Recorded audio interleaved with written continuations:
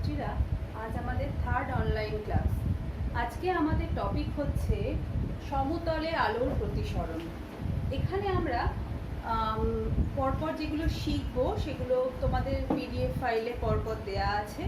সেই ভিডিওটা দেখবে, পিডিএফ ফাইলটা পড়বে, ওয়ার্কশিটটা কমপ্লিট করবে এবং তার সঙ্গে সঙ্গে যেটা করবে সেটা হচ্ছে তোমাদের যে বই আছে যার কাছে সেই বইটা ভালো করে পড়বে। তার থেকে যে প্রশ্নগুলো দেয়া আছে সেগুলো সলভ করার চেষ্টা করবে। আর যে কোনো ধরনের প্রশ্ন, অর্থাৎ রিলেটেড যে কোনো প্রশ্ন তোমাদের যদি মনে হয়, ডাউটফুল থাকো তোমরা, তাহলে অবশ্যই আমাকে করতে পারো। চলো শুরু করা যাক। সমতলে আলোর প্রতিসরণ। প্রতিসরণ বা রিফ্র্যাকশন ঘটনাটা কি ছোটবেলায় আমরা পড়েছিলাম। ছোটবেলায় মানে ক্লাস সেভেনেই আমরা ফার্স্ট পড়েছি। সেখানে আমরা দেখেছি আলো যখন কোনো স্বচ্ছ সমসত্ব মাধ্যমের মধ্যে দিয়ে যেতে যেতে দুটো মাধ্যমের বিভেদ তলে আপতিত হয়,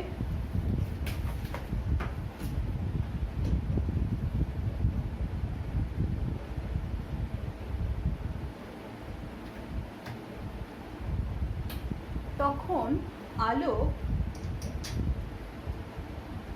তার গতিপথ পরিবর্তন করে দ্বিতীয় মাধ্যমে প্রবেশ করে।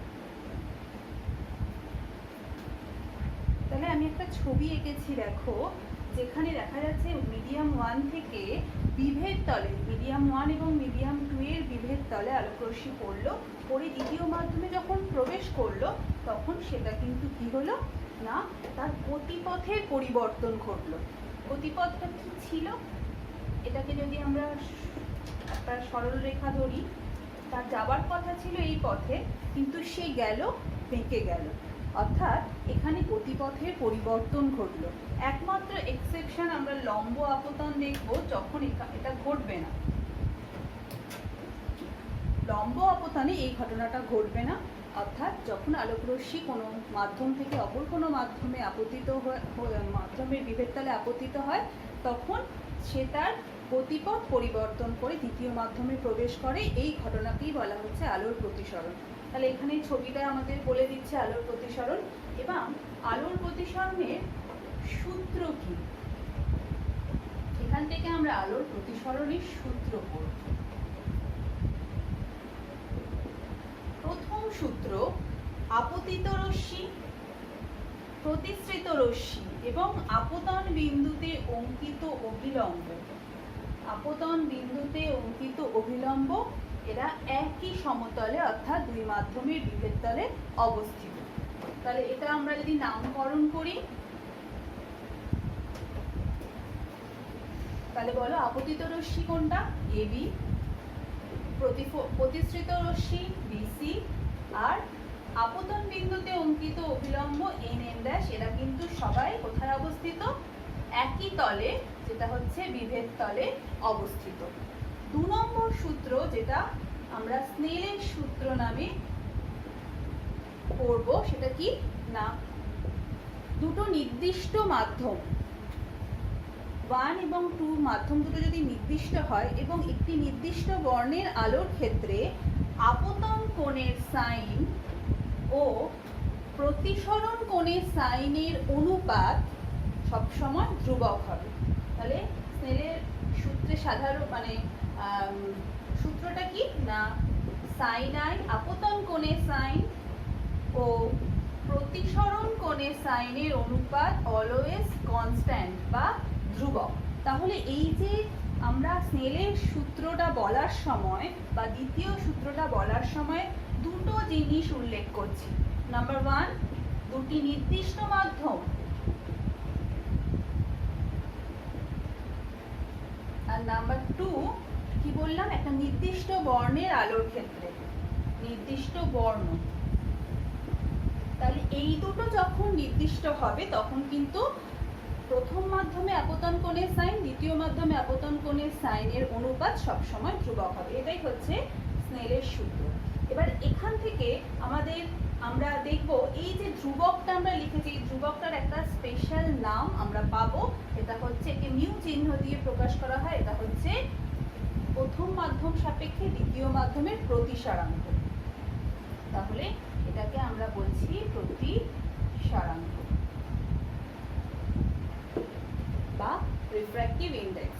সুতরাং এটাই হচ্ছে স্নেলের ল, যেটা আমাদের পরিষ্কার বলে দিচ্ছে যে যখন দুটো মাধ্যম স্থির এবং নির্দিষ্ট বর্ণ, তখন কিন্তু এই প্রতিসারাঙ্কের যে মান, ধরো আমি এর মানটা 1.5 বলছি, অর্থাৎ ওই মাধ্যমের প্রতিসারাঙ্কের মান এই যে 1.5, এটা সবসময় ওই দুটো মাধ্যমের জন্য ও নির্দিষ্ট বর্ণের জন্য সবসময় ধ্রুবক থাকবে। যদি মাধ্যম দুটো একটা পরিবর্তন হয় বা অন্য কোনো মাধ্যম আনা হয়, তাহলে কিন্তু এই মানটাও তার সঙ্গে সঙ্গে পরিবর্তন হয়ে যাবে। এটাই হচ্ছে প্রতিসারাঙ্ক। এরপর আমরা দেখব, এই যে একটা ছবি আমরা এঁকেছি, এখানে আমরা দেখতে পাচ্ছি আই যখন দ্বিতীয় মাধ্যমে প্রবেশ করছে, এখান থেকে তার ডেভিয়েশন হচ্ছে, অর্থাৎ সে তার গতিপথ থেকে সরে যাচ্ছে। আর আমরা আগেই পড়েছি যে যে গতিপথ থেকে সরে যাওয়ার এই বিষয়টাকে আমরা একটা স্পেশাল নাম দিয়েছি চ্যুতিকোণ বা অ্যাঙ্গেল অফ ডেভিয়েশন। তাহলে এখানে অ্যাঙ্গেল অফ ডেভিয়েশন কি আমরা দেখে নিই।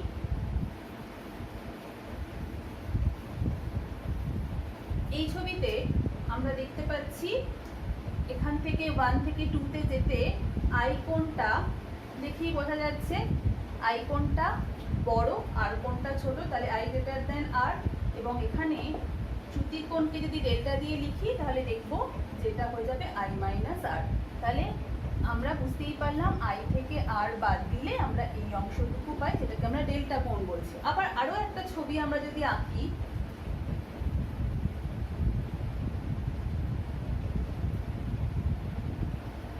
যখন মিডিয়াম 2 থেকে মিডিয়াম 1-এ আলো পড়ছে বিভেদ তলে, তখন দেখবো তার গতিপথ থেকে সে সরে যাবে, কিন্তু এইভাবে, অর্থাৎ এই যে অভিলম্ব, সেই অভিলম্ব থেকে একটু দূরে সরে গেল, আর এখানে অভিলম্বের দিকে সরে এলো।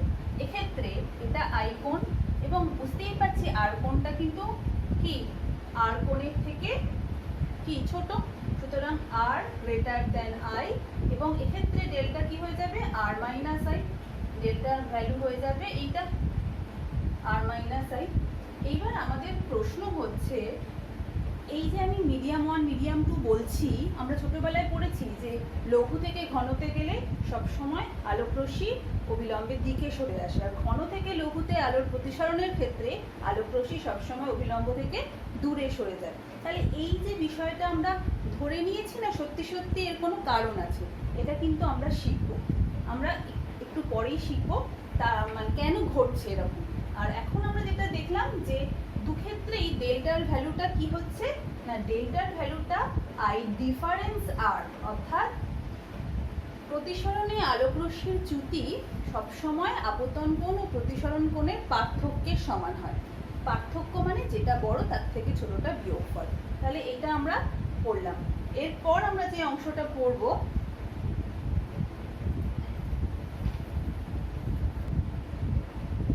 লম্ব আপতন।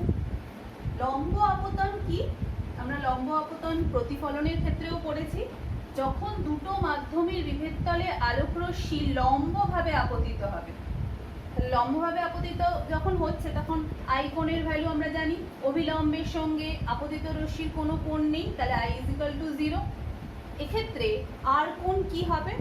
আমরা যদি স্নেলের সূত্রটাকে লিখি, আমরা কি জানি, sine I by sine R is equal to mu, ধ্রুবক। তাহলে এই অবস্থায় আমি যদি mu sine R is equal to sine I লিখতে পারি, গুণ করলাম। এবারে সাইন আই যদি 0 হয়, সাইন 0 বলতে আমরা কত হয়, সাইন 0 এর ভ্যালু বলো 0 ডিগ্রি। যেহেতু মিউ কোনো মাধ্যমের প্রতিসারাঙ্ক, তাহলে মিউ কখনোই 0 হবে না, মিউ এর একটা ভ্যালু সবসময় থাকবে। তাহলে এখান থেকে আমরা কি লিখতে পারি, sine R is equal to 0, তার মানেই হচ্ছে আরও হচ্ছে কি 0। তাহলে আর যেই 0 ডিগ্রি হলো, তাহলে রশ্মিটার গতিপথ কোন দিকে হবে? যেহেতু এটা প্রতিসরণ, তাহলে তাকে দ্বিতীয় মাধ্যমে প্রবেশ করতে হবে। আর 0 করতে গেলে অভিলম্ব বরাবরই সে কিন্তু দ্বিতীয় মাধ্যমে প্রবেশ করবে, অর্থাৎ একেবারে সে সোজা চলে গেল, এখানে কোনো কিন্তু চ্যুতি ঘটলো না, এটা আমরা মনে রাখবো। লম্ব আপতনের পর আমরা যে অংশটা পড়বো সেটা হচ্ছে প্রতিসারাঙ্কের ক ধরনের হয়, ক ধরনের প্রতিসারাঙ্ক বা এই প্রতিসারাঙ্কের মানগুলো কিভাবে ভ্যারি করে। তাহলে প্রতিসারাঙ্কটা আমরা এখন দেখে নিই। আমরা আগেই পড়েছি কোনো মাধ্যমে রিফ্র্যাক্টিভ ইন্ডেক্স বা প্রতিসরাঙ্ককে মিউ দিয়ে চিহ্নিত করা হয়। এখন এই প্রতিসরাঙ্ককে আমরা কখন আপেক্ষিক প্রতিসরাঙ্ক বলব? তাকে মিউ এবি বা মিউ 1-2 দিয়ে প্রকাশ করতে পারি। এটার মানে কি? যখন এ থেকে বি তে আলোকরশ্মির আপতন ঘটবে, তখন যখন প্রতিসরণ ঘটলো তখন আমরা কি বলতে পারি যে যেই মাধ্যম থেকে আলোকরশ্মি অন্য মাধ্যমে দ্বিতীয় মাধ্যমে প্রবেশ করছে, বা এটা 1 বা এটা 2 যদি লিখতাম, তাহলে দ্বিতীয় মাধ্যমের প্রতিসরাঙ্ককে আমরা প্রথম মাধ্যম সাপেক্ষে প্রকাশ করব এবং একেই আমরা বলবো প্রথম মাধ্যম সাপেক্ষে দ্বিতীয় মাধ্যমের প্রতিসরাঙ্ক। অর্থাৎ এ মিউ বি যদি এটা আপতন কোণ হয়, এটা প্রতিসরণ কোণ হয়, তাহলে আমরা লিখতেই পারি এ সাইন আই বাই সাইন আর। তাহলে এই আপেক্ষিক প্রতিসরাঙ্কের সংজ্ঞা যদি আমাদের দিতে বলে, আমরা কি বলতে পারি না, এ মাধ্যম থেকে আলোকরশ্মি যখন বি মাধ্যমে যাবে বা আলোকরশ্মির যখন প্রতিসরণ ঘটবে, তখন এ মাধ্যমে আপতন কোণের সাইন ও বি মাধ্যমে প্রতিসরণ কোণের সাইনের অনুপাতকেই আমরা বলবো এ সাপেক্ষে বি এর প্রতিসরাঙ্ক। এখন আরেকটা প্রতিসরাঙ্কের কথা আমরা মনে রাখবো, পরম প্রতিসরাঙ্ক। সেটা কি? যখন প্রথম মাধ্যমটা বায়ু মাধ্যম বা শূন্য মাধ্যম হবে। সবসময় মনে রাখবো শূন্য মাধ্যমকেই আমরা প্রতিসরাঙ্কের পরম প্রতিসরাঙ্কে আনবো, কিন্তু আমরা দেখবো শূন্য মাধ্যমের যা প্রতিসরাঙ্ক আর বায়ু মাধ্যমের প্রতিসরাঙ্ক প্রায় কাছাকাছি, তাই বায়ু মাধ্যম আর শূন্য মাধ্যমকে আমরা এখানে আনতে পারি। অর্থাৎ যখন এই মিডিয়ামটা শূন্য মাধ্যম বা বায়ু মাধ্যম হবে এবং কাঁচ বা জল বা গ্লিসারিনে আলোকরশ্মি প্রবেশ করবে, তখন কাঁচ বা জল বা গ্লিসারিনের প্রতিসরাঙ্ককে আমরা পরম প্রতিসরাঙ্ক বলবো। যেমন এটা ধরো বায়ু, আর এটা বায়ু, আর এটা হচ্ছে জল। আলোকরশ্মি পড়লো, প্রতিসরণ ঘটলো। এখানে আমরা যদি বলি জলের প্রতিসরাঙ্ক কার সাপেক্ষে? বায়ু সাপেক্ষে, তাহলে আমাকে আর এই সাপেক্ষে কথাটা লিখতে হবে না। আপেক্ষিক প্রতিসরাঙ্কটাই পরম প্রতিসরাঙ্কে পরিণত হলো যখন প্রথম মাধ্যমটা, যে মাধ্যম থেকে আলোটা আসছে, সেই মাধ্যমটা যদি বায়ু মাধ্যম বা শূন্য মাধ্যম হয়, তাহলে যখন আলোকরশ্মি বায়ু মাধ্যম থেকে জলে প্রবেশ করবে, তখন তার প্রতিসরাঙ্ককে, অর্থাৎ জলের প্রতিসরাঙ্ককে, জল মাধ্যমের প্রতিসরাঙ্ককে আমরা পরম প্রতিসরাঙ্ক বলবো। তাকে শুধুমাত্র মিউজি বা যদি এটা হচ্ছে মিউ H2O বা মিউজি এরকম আর কি, বা শুধু মিউ দিয়েও আমরা প্রকাশ করতে পারি। তাহলে এই মিউটা আসলে কি না, সাইন আই বাই সাইন আরই, কিন্তু প্রথম মাধ্যমটা বায়ু মাধ্যম বা শূন্য মাধ্যম। তাহলে এখানে এটাই হচ্ছে বিষয়। এরপর যেটা আমরা শিখবো যে পরম প্রতিসরাঙ্কের মানটা, ধরো বললাম যে কাঁচের পরম প্রতিসরাঙ্ক 1.5 বলতে কি বোঝো, তখন আমাদের মনে রাখতে হবে আলোকরশ্মি যখন বায়ু থেকে কাঁচ মাধ্যমে প্রবেশ করবে, তখন বায়ু মাধ্যমে আপতন কোণের সাইন ও কাঁচ মাধ্যমে আপতন কোণের প্রতিসরণ কোণের সাইনের অনুপাত 1.5 হয়। ঠিক আছে? তাহলে প্রথমেই আমরা বায়ু মাধ্যমকে উল্লেখ করলাম। এখন এই যে পরম প্রতিসরাঙ্কের মান, এটা কখনোই মনে রাখবো, ভেরি ইম্পর্টেন্ট পয়েন্ট, যে মিউজি নেভার লেস দ্যান 1। অলওয়েজ পরম প্রতিসরাঙ্ক সবসময় একের থেকে বড় হবে। আর পরম প্রতিসরাঙ্ক বায়ুর অ্যাপ্রক্সিমেটলি ইকুয়াল টু, বায়ুর ক্ষেত্রে এটা 1 এর কাছাকাছি, 1.008 ধরা হয়। তো যাই হোক, তাহলে এয়ারের এটা 1, কিন্তু 1-এর থেকে কম কোনো মিডিয়াম নেই। এবার এটা কেন, সেটা আমরা কিন্তু এর পরের অংশে জানবো। তাহলে দুটো প্রশ্ন আমাদের কিন্তু চলছে এই পড়ার সঙ্গে। একটা হচ্ছে প্রতিসরণে আলোকরশ্মির এই বেঁকে যাওয়া অভিলম্বের দিকে বা অভিলম্ব থেকে দূরে, এটা কেন, আর দ্বিতীয় প্রশ্ন হচ্ছে পরম প্রতিসরাঙ্ক লেস দ্যান 1 কেন হয় না। আপেক্ষিক প্রতিসরাঙ্ক কিন্তু কোনো মাধ্যম সাপেক্ষে অপর মাধ্যমের যে প্রতিসরাঙ্ক, সেটা গ্রেটার দ্যান 1ও হয়, আবার লেস দ্যান 1ও কিন্তু হয়। ঠিক আছে, এটা আমরা একটা উদাহরণের সাহায্যে দেখতে পারি। যেমন আচ্ছা, সেটাও আমরা পরে আসছি। আচ্ছা, এর পরের অংশে আমরা যাব।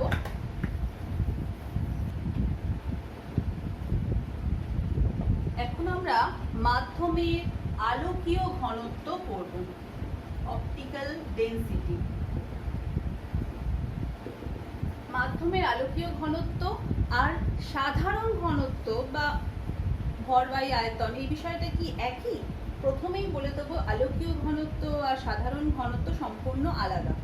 কোন মাধ্যমকে ঘন, কোন মাধ্যমকে লঘু ধরবো, সেটা কখনোই তার সাধারণ ঘনত্ব বা ভর বাই আয়তন দিয়ে প্রকাশ পায় না, সেটা অপটিক্যাল ডেনসিটি বা আলোকীয় ঘনত্ব দ্বারা প্রকাশ পায়। সেই জিনিসটা কি, এটা সেই মাধ্যমের প্রতিসারাঙ্কের সাহায্যে আমরা সূচিত করি। যেমন ধরো কাঁচ, আমরা সবাই জানি কাঁচ ঘন মাধ্যম, বায়ু লঘু মাধ্যম। বায়ুর প্রতিসারাঙ্ক যদি আমরা দেখি সেটা হচ্ছে 1.33, কাঁচের 1.5। তাহলে দেখেই বুঝতে পারছি যে কাঁচের প্রতিসারাঙ্কটা কিন্তু বায়ুর প্রতিসারাঙ্ক থেকে কি অনেক বেশি। সেজন্য সেটাকে আমরা বলবো, কাঁচ মাধ্যমকে বলবো আলোকীয় ঘনত্ব সে বায়ুর থেকে কিন্তু বেশি। আবার বায়ু আর কাঁচে যদি সাধারণ ঘনত্বের কথা ভাবি, সেখানেও দেখবো কাঁচ কিন্তু বায়ুর থেকে সাধারণভাবে ঘনত্বে বেশি। তাহলে আমরা যে কথাটা বলতে চাইছি যে সাধারণ ঘনত্বের সাহায্যে আলোকীয় ঘনত্ব কিন্তু কখনোই প্রকাশ পায় না। আর আলোকীয় ঘনত্বের প্রয়োজনীয়তা কি না, আমরা জানি যে আলোকরশ্মি কিভাবে বাঁকবে, প্রতিসরণে আলোকরশ্মির গতিপথের কি ধরনের পরিবর্তন ঘটবে, সেটা কিন্তু দুটো মাধ্যমের ঘনত্ব, আলোকীয় ঘনত্বের উপর নির্ভরশীল। সেই কারণেই কিন্তু আমাদের এই আলোকীয় ঘনত্ব বিষয়টা জানা প্রয়োজন। যেমন আমরা যে প্রসঙ্গে আসছিলাম যে আলোকীয় ঘনত্ব আর সাধারণ ঘনত্ব সম্পূর্ণ আলাদা, সেটা যদি একটা উদাহরণ দিয়ে বোঝাই, যেমন তারপিন তেল। তারপিন তেল তার সাধারণ ঘনত্ব 0.87 এর মতন, আর জলের ঘনত্ব বা আপেক্ষিক গুরুত্ব 1। এখন তারপিন তেলের যদি আমরা প্রতিসারাঙ্ক দেখি, সেটা কিন্তু হয় 1.47, আর জলের প্রতিসারাঙ্ক সেটা আমরা মোটামুটি জানি 4/3 বা 1.33। তাহলে দেখো, এটা যদি আমরা রিলেট করি, আমরা কিন্তু এখানে μT গ্রেটার দ্যান μH2O দেখতে পাচ্ছি। তাহলে আলোকীয় ঘনত্বের দিক থেকে μT কিন্তু কি যেহেতু বেশি, সুতরাং তারপিন তেলের আলোকীয় ঘনত্ব বেশি কার তুলনায়, জলের তুলনায়। আর এখানে যদি তারপিন তেলের ঘনত্ব দেখি, সেটা আবার দেখো DT-টা কিন্তু লেস দ্যান BH2, অর্থাৎ জলের থেকে সে কিন্তু কম ঘনত্ব তার।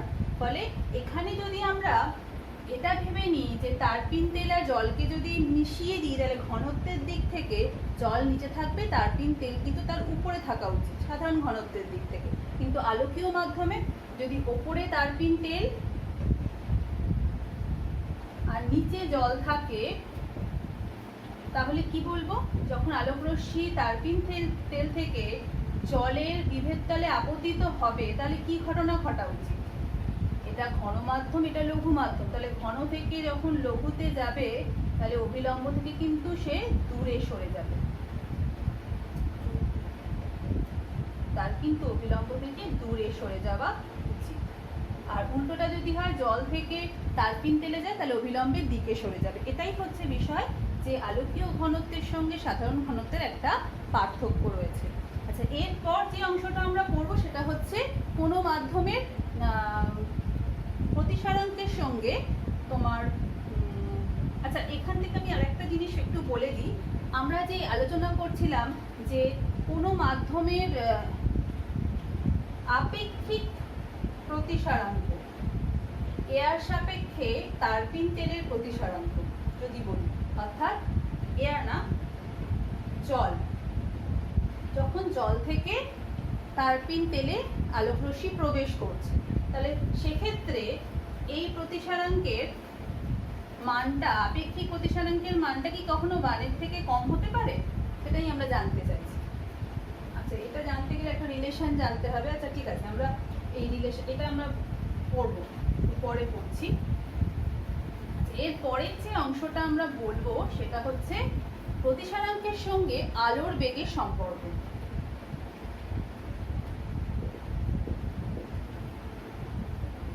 আমরা মনে রাখবো কোনো মাধ্যমের প্রতিসরাঙ্ক মিউ, এ মাধ্যম সাপেক্ষে বি মাধ্যমের প্রতিসরাঙ্ককে আমরা এইভাবে লিখতে পারি, এ মাধ্যমে আলোর বেগ ভিএ, বি মাধ্যমে আলোর বেগ ভিভির অনুপাত। অর্থাৎ যে মাধ্যম থেকে আলো আসছে আর যে দ্বিতীয় মাধ্যমে প্রবেশ করছে সেই প্রথম মাধ্যমে আলোর বেগ ডিভাইডেড বাই দ্বিতীয় মাধ্যমে আলোর বেগ, এটা হচ্ছে আপেক্ষিক প্রতিসরাঙ্কের আমরা বি এর সঙ্গে সম্পর্ক পেলাম। আর পরম প্রতিসরাঙ্ক যদি হয় তাহলে কাঁচের পরম প্রতিসরাঙ্ক, তাকে আমরা কিভাবে বলবো না, বায়ু মাধ্যমে আলোর বেগ, প্রথম মাধ্যমটা বায়ু মাধ্যম, ডিভাইডেড বাই কাঁচ মাধ্যমে আলোর বেগের অনুপাত। ঠিক আছে, তাহলে এটাই হচ্ছে তোমার বেগের সঙ্গে সম্পর্ক।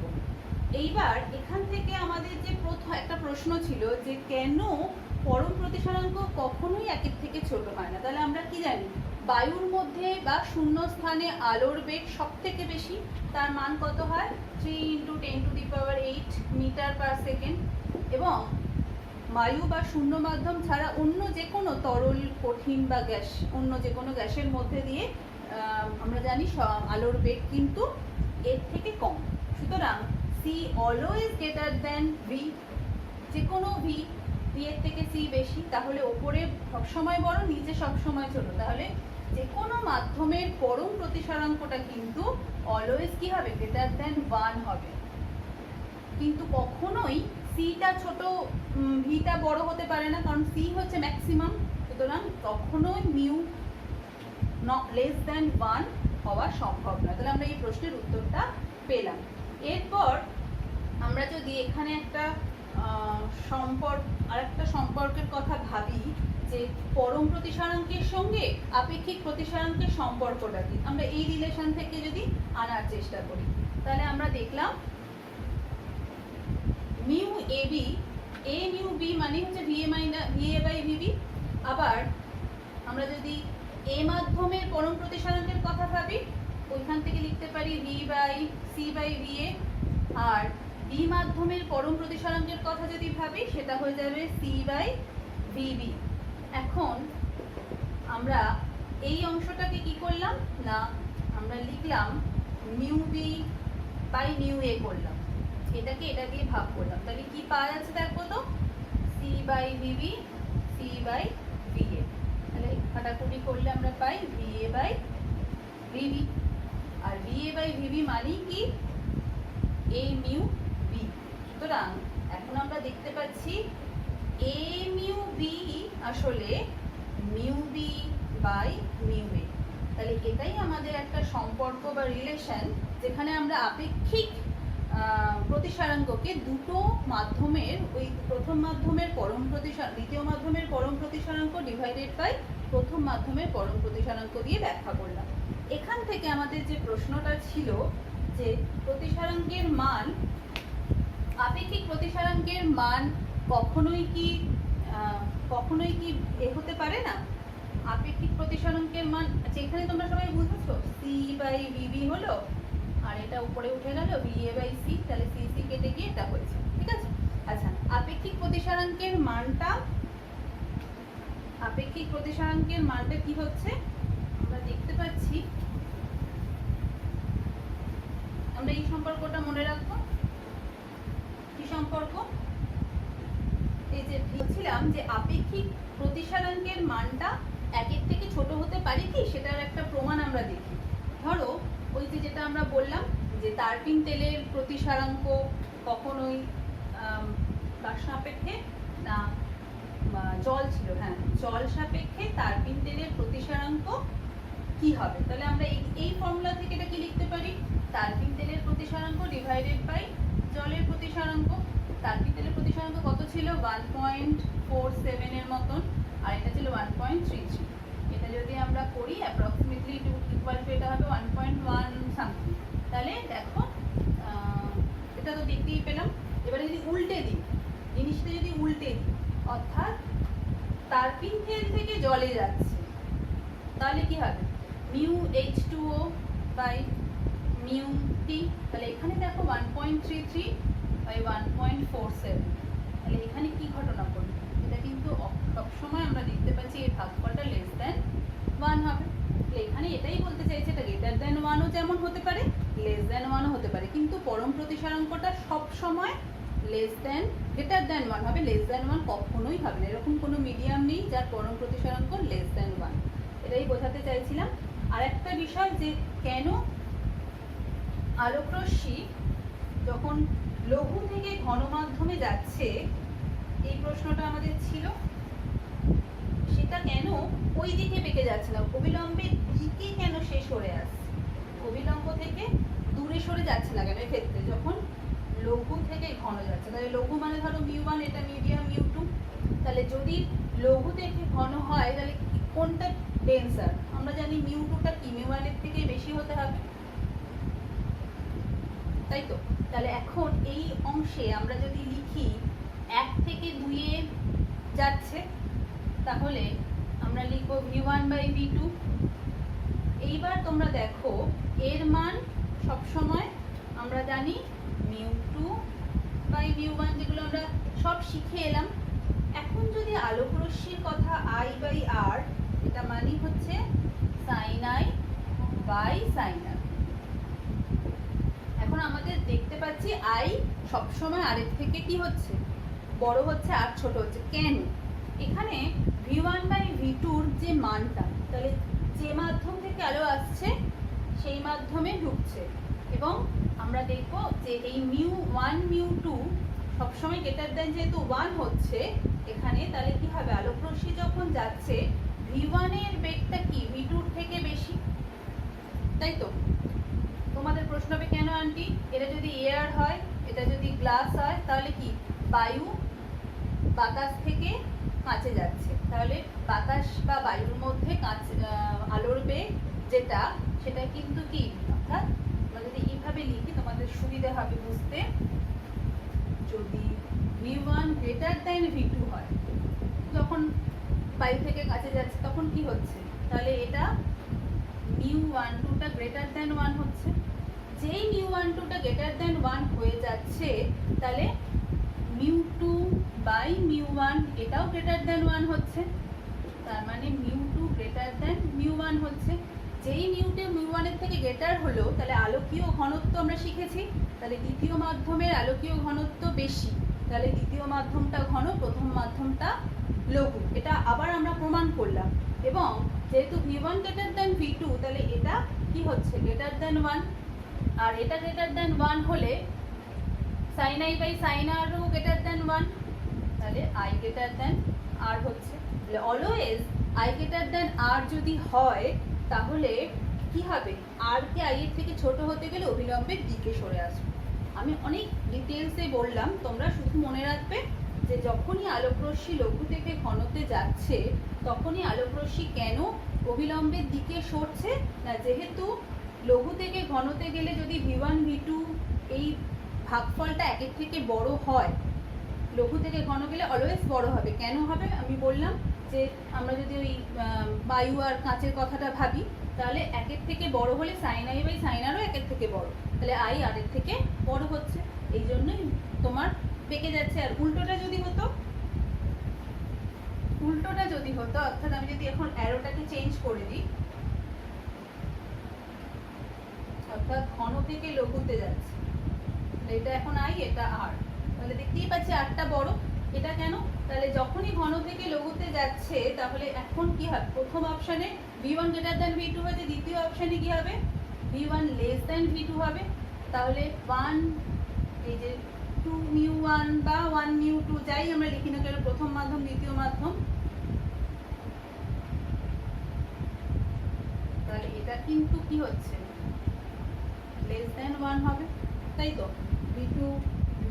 v1 বাই v2, বা এখানে আমি ওইটাই রাখি 1 2, তাহলে এটা লেস দেন 1 হচ্ছে, কারণ প্রথম মাধ্যমে আলোর বেগ কমে যাচ্ছে। সুতরাং এখানে আমরা দেখতে পেলাম যে মিউ2টা ওই একইভাবে, মিউ2টা বেশি মিউ2টা কম, এখানে উল্টো লিখতে না দিলে অসুবিধা তোমাদের কথা আমরা মনে রাখবো। যেহেতু এটা v1 লেস দ্যান v2 হচ্ছে, তাহলে মিউ 2 থেকে 1 গেলে v1 বাই মিউ 2 এটা লেস দ্যান কি হয়ে যাচ্ছে 1 হয়ে যাচ্ছে।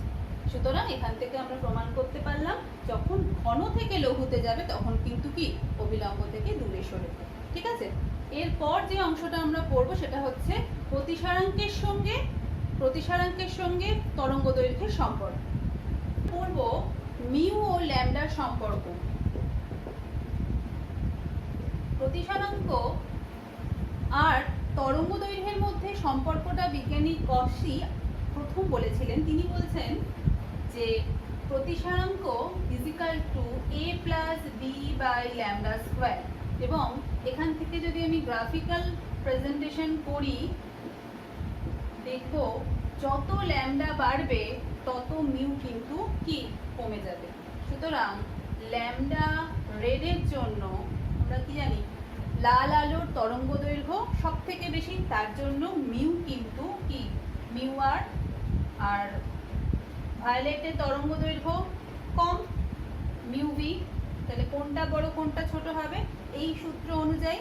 না, মিউ আর লেস দ্যান মিউ ভি হবে। বুঝতেই পারছি এখানে এ কি, এ একটা ধ্রুবক, বিও একটা ধ্রুবক, কসিস ধ্রুবক বলতে পারি।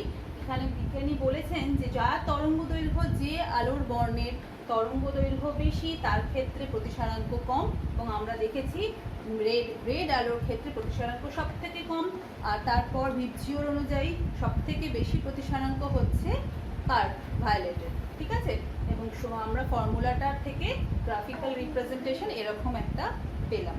নেক্সট হচ্ছে প্রতিসারাঙ্কের সঙ্গে, আচ্ছা এখান থেকে আরেকটা জিনিস আমরা যদি ওই বলতে পারি এ বি, এখান থেকে যদি একটা বলি সেটা কি হয় না, আমরা জানি mu B by mu A, এবং এখান থেকে আমরা জানি প্রথমে হচ্ছে ভিএ বাই ভিবি। গতিবেগ, আলোর তরঙ্গ দৈর্ঘ্য আর বেগের মধ্যে সম্পর্ক কি আমরা জানি N lambda 1 lambda A N lambda B. কম্পাঙ্ক ইন্টু তরঙ্গ দৈর্ঘ্য ক্লাস 9-এ পড়েছিলে।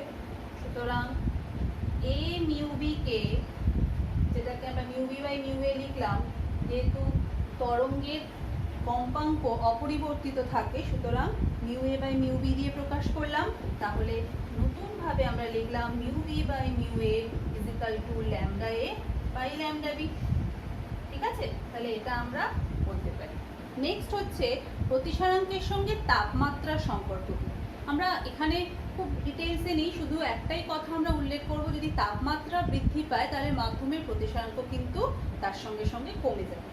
আর আলোকীয় পথ বা সমতুল্য পথ, অর্থাৎ আলোকীয় পথ কি না, আলোকরশ্মি, আলোকীয় পথ মানে কি আলোকিত করা পথ এরকম কিছু না। আলোকরশ্মি যখন একটা নির্দিষ্ট সময়ে যে কোনো মাধ্যমের মধ্যে দিয়ে যে দূরত্ব অতিক্রম করবে সেটাকে যদি আমরা এস দিয়ে প্রকাশ করি, আর ওই আলোকরশ্মি শূন্য মাধ্যমে ওই সময় যদি S0 পথ অতিক্রম করে তাহলে এই S0 পথকে বলা হবে আলোকীয় পথ। কোনো মাধ্যমের মধ্যে দিয়ে আলোকরশ্মি একটা নির্দিষ্ট সময়ে যে দূরত্ব অতিক্রম করে ওই একই নির্দিষ্ট সময়ে আলোকরশ্মি কোনো শূন্য মাধ্যম বা বায়ু মাধ্যমে যে পথ অতিক্রম করবে সেই পথটি আলোকীয় পথ বলতে পারি। তাহলে আলোকীয় পথের সঙ্গে প্রতিসারাঙ্কের কি কোনো সম্পর্ক আছে? আমরা যদি দেখে নিই, আমরা কি জানি মিউ সমান সমান ধরো মিউ একটা মিডিয়াম পরম প্রতিসারাঙ্ক, তাহলে আমরা এখানে বলতেই পারি বা এ বি যদি আমরা লিখি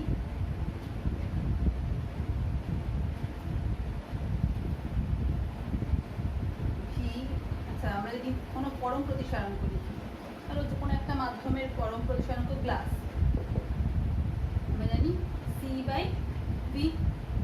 এখন আমি একটা নির্দিষ্ট সময় শূন্য মাধ্যমের মধ্যে দিয়ে আলোর বেগ আর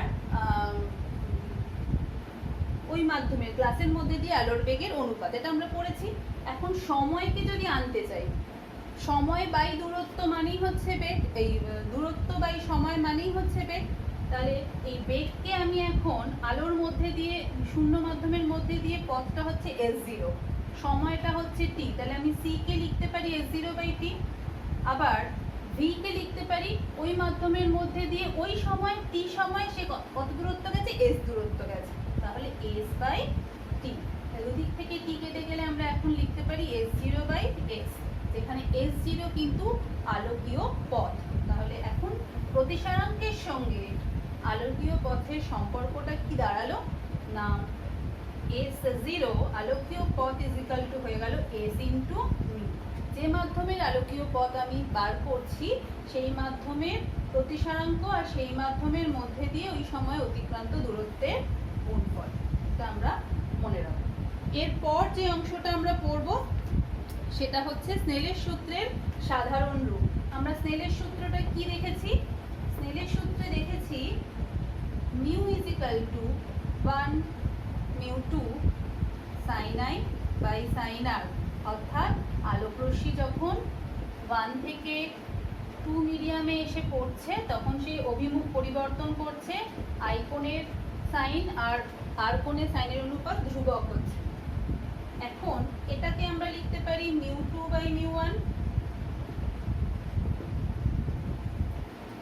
আমরা যদি কোণাগুণি গুণ করি কি দাঁড়াচ্ছে জিনিসটা না, μ1 sin I = μ2 sin R।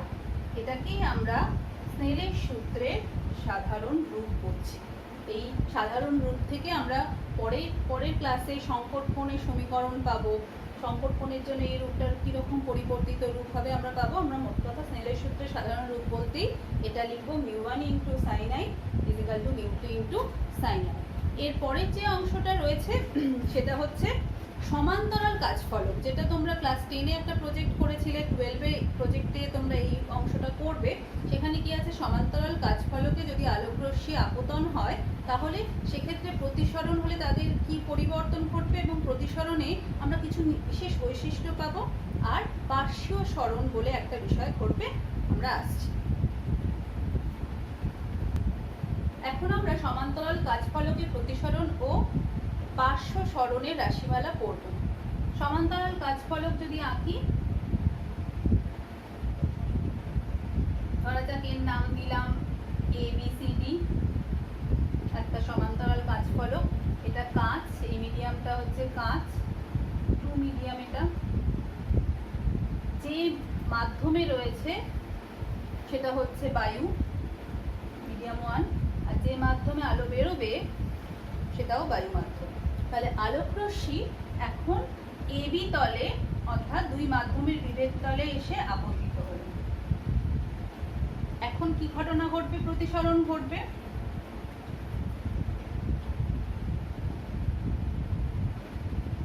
ধরা যাক PQ আলোকরশ্মি পড়লো Q বিন্দুতে, তাহলে এখানে আমি অভিলম্ব টানবো। আপতন কোণকে আমরা নাম দিচ্ছি I1। তাহলে লঘু থেকে কাচের প্রতিসরাঙ্ক বেশি, ঘনমাধ্যম আলোকীয় ঘনত্ব বেশি, ঘনমাধ্যম লঘু মাধ্যম। তাহলে যে পথে যাওয়ার কথা ছিল সেটা কি, একটা স্কেল দিয়ে আঁকি তাহলে ছবিটা ঠিকঠাক হবে। যে পথে যাওয়ার কথা ছিল সেটা হচ্ছে এই পথটা, যেটা আমি ডটেড লাইন বা ইমাজিনারি লাইন দিয়ে আঁকছি। আর সে গেল অবিলম্বের দিকে সরে এসে সেইভাবে দ্বিতীয় তলে অর্থাৎ ডিসি তলে এসে পড়লো। তাহলে এখানে আবার সে কি করবে, প্রতিসরণ ঘটবে। তাহলে এখানে আমি অভিলম্ব টানি,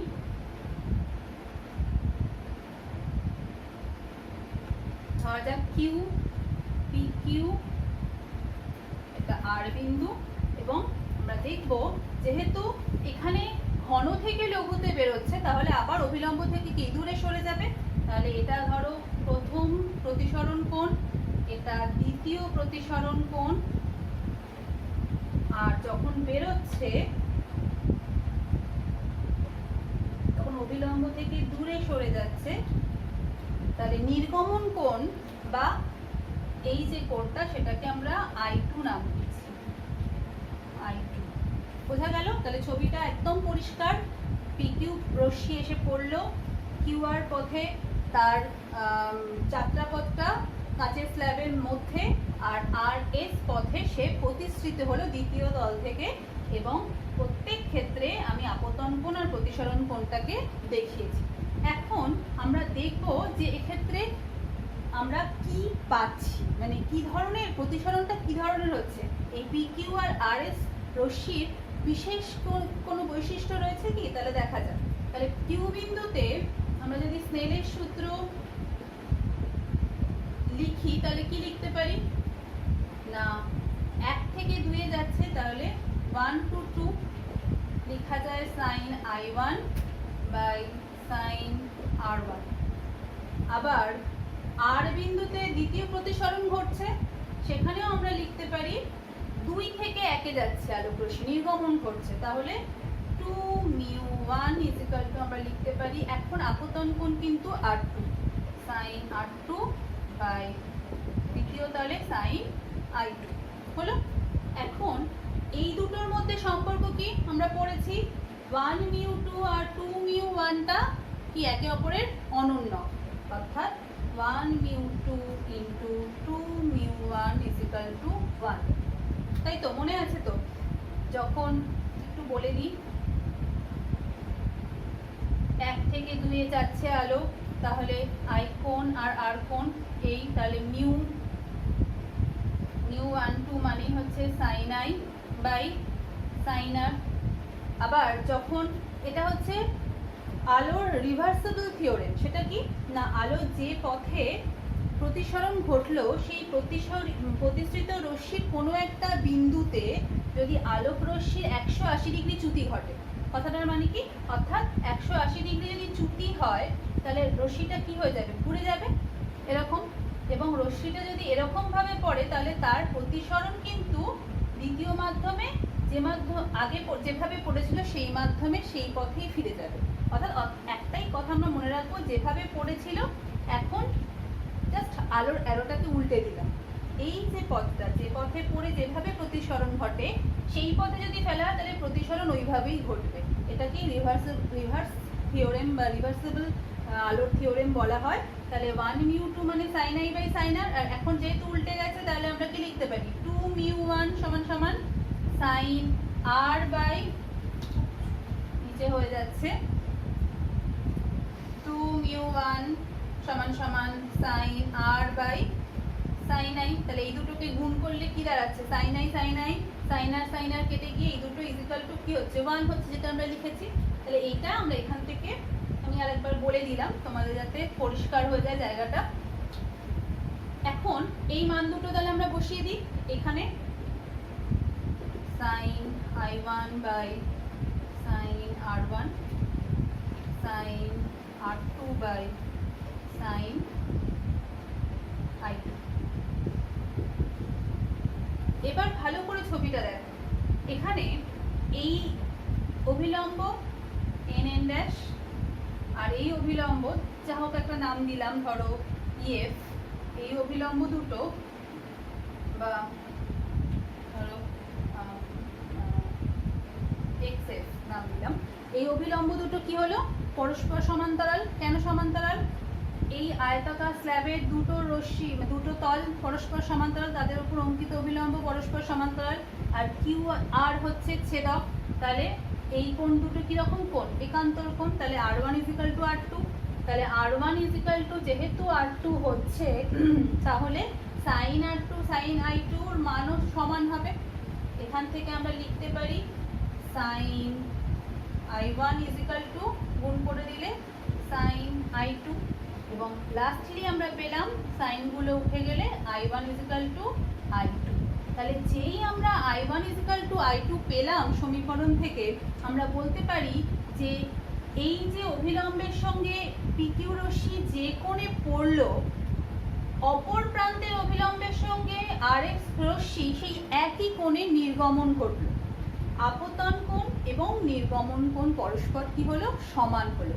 তাহলে এক্ষেত্রে এটাই বলা যেতে পারে যে এই দুটো যেহেতু পরস্পর সমান্তরাল এবং আপতিত রশ্মি আর নির্গমন রশ্মি সেই সমান্তরাল দুটো লম্বের সঙ্গে একই কোণ তৈরি করেছে, তাহলে PQ এবং RS পরস্পর সমান্তরাল, অর্থাৎ এটাই আমাদের এখানে একটা বিশেষ বৈশিষ্ট্য আপতিত রশ্মি আর নির্গমন রশ্মি, PQ প্যারালাল RS। কেন হলো? যেহেতু I1 = I2 হলো। তাহলে এখানে আমরা যদি একটু সুন্দরভাবে বলি যে আপতিত রশ্মির পথে, গতিপথে যদি কোনো কাঁচের ফলককে, সমান্তরাল কাঁচ ফলককে রাখা হয়, তাহলে ওই রশ্মি যখন দ্বিতীয় তল থেকে নির্গত হবে, তখন আপতিত রশ্মির সঙ্গে দ্বিতীয় তল থেকে নির্গমন রশ্মি পরস্পর সমান হবে, যে কোণে পড়বে সেই কোণেই সে প্রতিষ্ঠিত হবে। তাহলে এখানে আমরা ধরে নিচ্ছি I1 = I2 কে I ধরছি, আর R1 = R2 প্রথমেই সমান হয়েছিল, তাকে আমরা R ধরে নিচ্ছি। এবার বক্তব্য হচ্ছে এই দুটো তো সমান্তরাল হলো, তাহলে এর চ্যুতি কত হবে? ডেল্টার ভ্যালুটা কি হবে? একটা সমান্তরাল রশ্মির সঙ্গে নির্গমন যে রশ্মি, যে পড়ে সে যখন বেরোচ্ছে, যদি দুটো পরস্পর সমান্তরাল হয়, তাদের মধ্যে কি কোনো কোণ গঠিত হয়? না, সবসময় সমান্তরাল রশ্মিগুলোর মধ্যবর্তী কোণ 0 হয়। সুতরাং ডেল্টাটা হয়ে যাবে 0। অর্থাৎ এক্ষেত্রে এই বিশেষ ক্ষেত্রে আপতন কোণ আর নির্গমন কোণের, আপতিত রশ্মি নির্গমন রশ্মির মধ্যে কোনো কি কোণ গঠিত হবে না, চ্যুতি 0। আচ্ছা, এরপর যেটা দেখতে পাচ্ছি আমরা ছবিতে, যেহেতু আপতিত রশ্মি এখানে পড়েছে, এই পথে তার যাওয়ার কথা ছিল, এখন সে কিন্তু একটু সরে গেছে, যেন মনে হচ্ছে সরে এই বিন্দু থেকে বেরিয়েছে, ওই পথেই কিন্তু বেরোয়নি। তাহলে এই যে সরে যাওয়া, একেই বলা হচ্ছে পার্শ্ব সরণ। সেটাকে যদি আমরা মাপতে চাই, এই দুটো সমান্তরাল রশ্মি যে দূরত্বে সরেছে তাকেই পার্শ্ব সরণ বলছে। পার্শ্বীয় সরণ বা পার্শ্ব সরণ, সেটাকে আমরা কি করব? এখানে আমরা ডটেড লাইন দিয়ে সেটাকে দেখাচ্ছি, বা একটা ডার্ক লাইন এঁকে দিই। তাহলে এটার নাম দিচ্ছি আর সি, নাম দিই, যদি সি তো হয়ে গেছে, আর ই নাম দিচ্ছি, ঠিক আছে? সুতরাং আর ই হচ্ছে পার্শ্ব সরণ। তাহলে এই আর ই রাশিমালাটা আমাদের আসে পরীক্ষায়, অঙ্ক আসে, এছাড়াও রাশিমালাটার বার করতে দেয়। তাহলে আর ই = কত, সেটাকে আমরা x ধরে নিচ্ছি, এটা হচ্ছে পার্শ্ব সরণ। এটার ভ্যালুটা আমরা, এর রাশিমালাটা আমরা বের করব। তাহলে প্রথমে এই ত্রিভুজটা দেখি, ত্রিভুজ QRE। এই ত্রিভুজের এই কোণটার মান কত? এই কোণটার মান হচ্ছে, এই টোটালটা I1, এটা R1। তাহলে I1 - R1 মানেই হচ্ছে I - R, কারণ আমি I1 কে I ধরেছি, R1 কে R ধরেছি। তাহলে আমরা লিখতে পারি যে লম্ব, RE-টা হচ্ছে লম্ব, আর এটা হচ্ছে অতিভুজ QR-টা। তাহলে আমরা লিখছি, দেখো, RE/QR, লম্ব বাই অতিভুজ মানে হচ্ছে sin I - R হলো। এবার এটাকে যদি কোণাকুণি গুণ করে দিই, RE = হয়ে যাচ্ছে QR। এটাকে যদি ভাঙি সূত্রে, পরের লাইনে ভাঙছি, sin I - R। এখন এই QR এর ভ্যালু আমাদের বার করতে হবে, QR। তার জন্য আমরা এই ত্রিভুজটা নেব। কি নাম ত্রিভুজটার? QN'R। এই ত্রিভুজের এই যে R1 কোণটা, আমরা যদি cos R1 নিই, তাহলে দেখো এই ভ্যালুটা পেয়ে যাব। এটা হচ্ছে কি? এটা হচ্ছে ভূমি, আর এটা হচ্ছে অতিভুজ। তাহলে ভূমি হচ্ছে QN', অতিভুজ হচ্ছে QR। QN' কাঁচ ফলকের বেগ, যাকে আমরা T নাম দিচ্ছি। কাঁচ ফলকটা কতটা মোটা সেটা T অক্ষর দ্বারা সূচিত হচ্ছে। সুতরাং QN' আর AB বা AD সমান, সুতরাং এটাকে আমরা T বলতে পারি, এই অংশটাকে। আর এইটা হচ্ছে QR যেটা রয়েছে, তাহলে T/QR হলো। এখন QR কে আমরা লিখতে পারি T/cos R1। এই মানটাকে আমরা এখন এখানে বসাবো। তাহলে এই মানটা এখানে বসালে কি পাওয়া যাচ্ছে তো দেখি। আমরা লিখতে পারি RE = T/cos R1।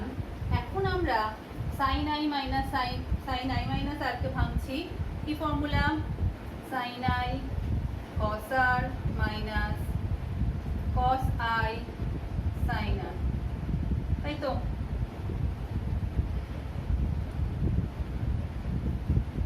এরপর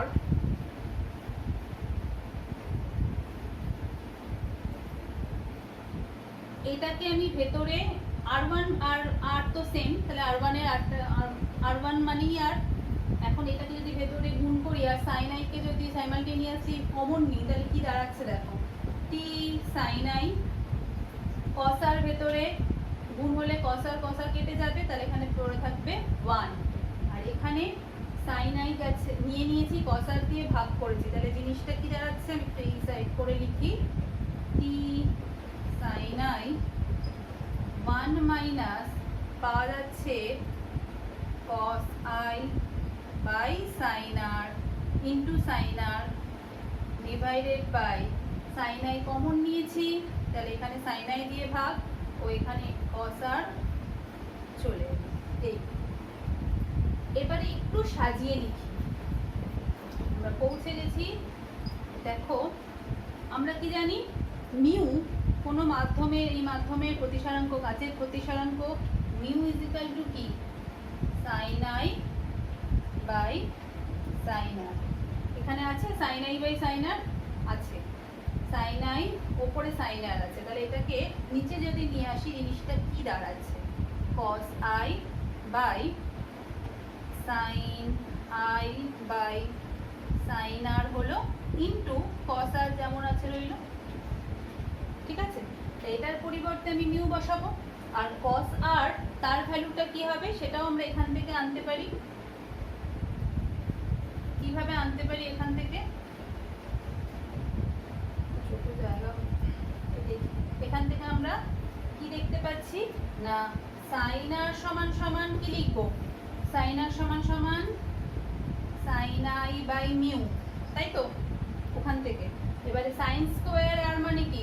sin square i by mu, আর 1 মাইনাস sin স্কয়ার r মানেই হচ্ছে 1 minus sin square i by এটা তো mu square divided by mu square, যখনই স্কয়ার করছি মিউ স্কয়ারও হবে।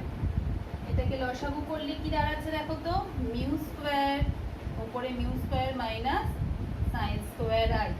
এটাকে যদি রুট ওভার করে দিই ফর্মুলা, এটারও রুট ওভার হবে। এটা রুট ওভার মানে কি? এটার ভেতরে 1 মাইনাস সাইন স্কয়ার আর মানে cos স্কয়ার আর, তাহলে রুটের ভেতরে cos স্কয়ার আর, রুটের বাইরে বেরোলে কি হবে? cos r। আর ওটাও তাহলে মিউ স্কয়ারটা রুটের বাইরে বেরোলে আমরা লিখতে পারি 1 by mu root over mu square minus sine square R, ঠিক আছে? তাহলে এখন আমরা কি করব, একটু বড় প্রমাণ, একটু সময় নিয়ে করব। এই অংশটাতে আমরা আসল জায়গায় ফিরে এসেছি, এই অংশটাতে আমি মিউ বসাবো আর cos r এর ভ্যালুটা আমরা বসিয়ে দিলেই আমরা পেয়ে যাব পার্শ্ব সরণের রাশিমালা। তাহলে চটপট করে ফেলি, তাহলে পার্শ্বীয় সরণ, ছবিটা মুছে দিতে পারি। পার্শ্বীয় সরণকে x লিখছিলাম, x is equal to t sin i 1 minus উপরে আছে cos i by mu into এই যে আমরা পেয়ে গেছি মানটা 1 বাই মিউ,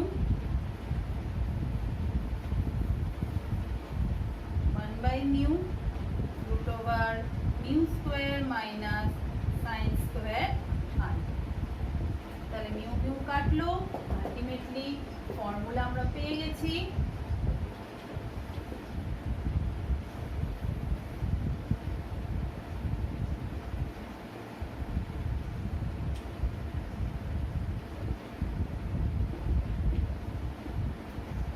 এটাই হচ্ছে পার্শ্বীয় সরণের রাশিমালা।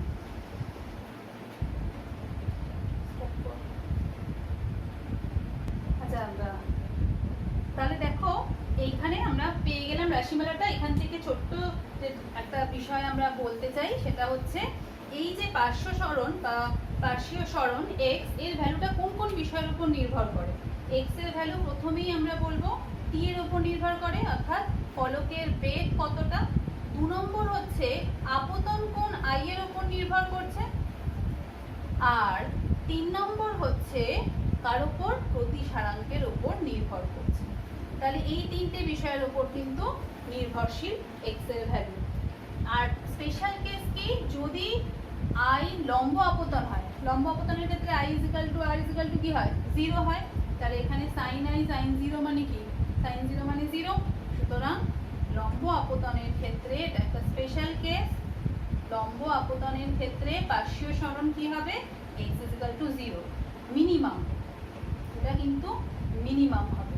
আর একটা স্পেশাল কেস কি, যখন আই 90 ডিগ্রি, আই 90 ডিগ্রি মানে কি, ধরো এটা যদি স্ল্যাব হয়, স্ল্যাবের গা ঘেঁষে আপতিত হচ্ছে, তাহলে এই কোণটা 90 ডিগ্রি। সুতরাং 90 ডিগ্রি হয়ে গেলে সাইন 90 মানে 1, সুতরাং এবং ওখানে cos 90 0 করলে ভেতরের ভ্যালুটা 1 মাইনাস 0, সুতরাং x ইজিক্যাল টু t। এটা হয়ে যাচ্ছে ম্যাক্সিমাম। এখানে আমরা মনে রাখবো মিনিমাম এবং ম্যাক্সিমাম কোন কোন ক্ষেত্রে পাবো, অর্থাৎ যখন লম্বভাবে পড়বে কোনো রকম পার্শ্বীয় সরণ হবে না, স্ল্যাবে ঢুকে ওইভাবেই বেরিয়ে যাবে। আর যদি গা ঘেঁষে পড়ে তাহলে পরের তল থেকে গা ঘেঁষেও বেরোবে, কারণ সেক্ষেত্রে একদম এইখান দিয়ে ঢুকলে একদম ওই তল থেকে গা ঘেঁষে বেরোবে। তার সরণটা কিন্তু পুরোপুরি কি, ওই যতটা বেদ ততটাই হবে। এটাই আমাদের বলার। তোমাদের এই সংক্রান্ত ছোট ছোট অঙ্ক আমি করতে দিয়েছি, আশা করি অঙ্কগুলো করতে পারবে। আর সেটা হচ্ছে পরীক্ষায় ভীষণ একটা প্রশ্ন আসে, 2018 সালে এসেছিল, সেটাও আমি সলভ করে দিয়েছি। তোমরা ভালো করে ভিডিওটা দেখবে। Thank you.